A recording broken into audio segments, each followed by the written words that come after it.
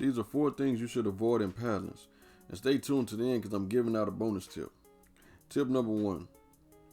This is a team-based game, so it will be smart and in your best interest to stay with your team. Or at least if you try to flank your opponent, stay in a group of 2. That way you almost guaranteed a kill.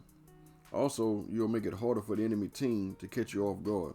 One thing I have noticed that every time I would leave my team and try to take on 1 or 2 people by myself, 80% of the time I would not be successful.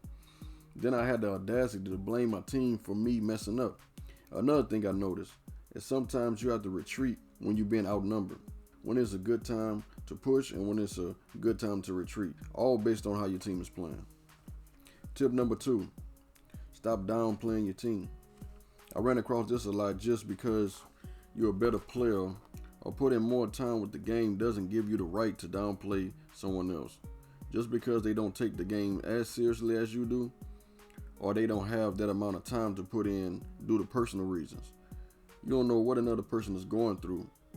And most people play video games just to escape reality and situations they may be dealing with. They only played video games to enjoy themselves and have a good time. So once again, try to be encouraging and understanding, like you would want somebody to be to you if you was going through something. And did you know downplaying someone will only hurt their performance, not help? In other words, they will play worse, not better. While I'm talking about this, of course I understand it's not going to apply to everybody, but still be considerate. Okay, tip number 3.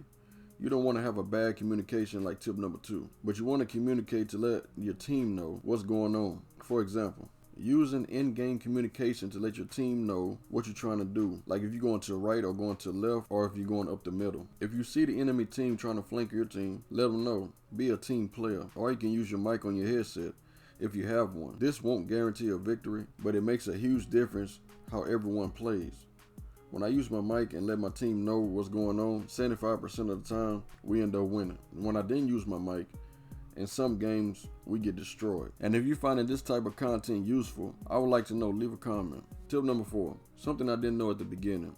If you're playing with a character, always customize their cards. It makes a big difference on how the character performs for me.